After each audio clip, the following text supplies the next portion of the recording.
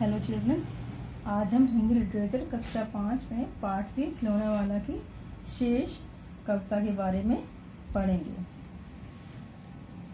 अम्मा तुमने तो ला करके मुझे दे दिए पैसे 4, कौन खिलौना लेता हूँ मैं, तुम भी मन में करो विचार। बालक अपनी माँ से कहता है कि खिलौने वाले के आने पर तुमने मुझे 4 पैसे दे दिए। अब मैं यही सोच रहा हूँ कि मैं कौन सा खिलौना लूँ।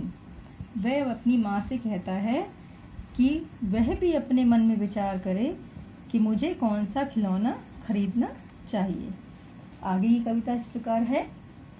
तुम सोचोगी मैं ले लूँगा तोता बिल्ली मोटर रेल, पर माँ यह मैं कभी न लूँगा, ये तो है बच्चों के खेल।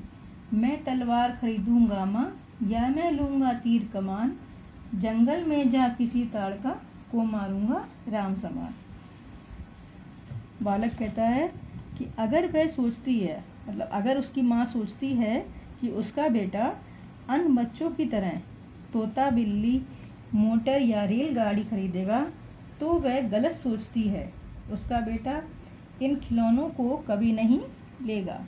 वह कहता है ये खिलौने तो बच्चों के हैं, वह तो तलवार या तीर कमान ही खरीदेगा और जंगल में जाकर श्री राम की तरह किसी ताड़का को मारकर गिराएगा।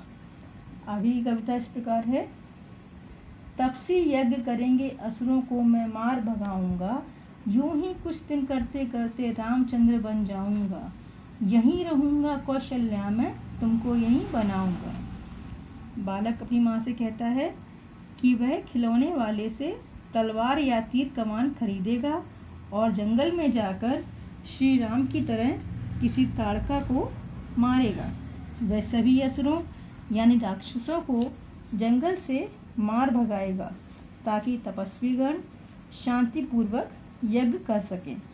इस प्रकार से वह एक दिन रामचंद्र बन जाएगा और उसकी माँ कौशल्या बन जाएंगी। आगे की कविता इस प्रकार है। तुम कह दोगी वन जाने को, हंसते हंसते जाऊंगा, पर माँ बिना तुम्हारे वन में मैं कैसे रह पाऊंगा। दिन भर घूमूंगा जंगल में, लौट कहाँ पर आऊंगा, किससे लूंगा पैसे रूठूंगा, तो कौन मना लेगा, कौन प्यार से बिठा गोद में मन चाही चीजें देगा। इन पंक्तियों का अर्थ इस प्रकार है। आगे बालक अपनी माँ से कहता है कि अगर वह उसे वन में जाने का आदेश दे देगी तो वह खुशी खुशी वन में चला जाएगा, लेकिन वह दुखी हो जाता है और माँ से कहता है कि माँ मैं तेरे बिना जंगल में अकेले कैसे रह पाऊंगा।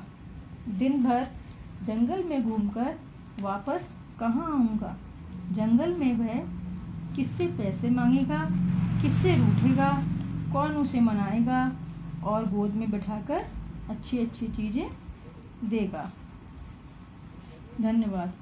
आज हमने खिलौने वाला कविता के बारे में पढ़ा।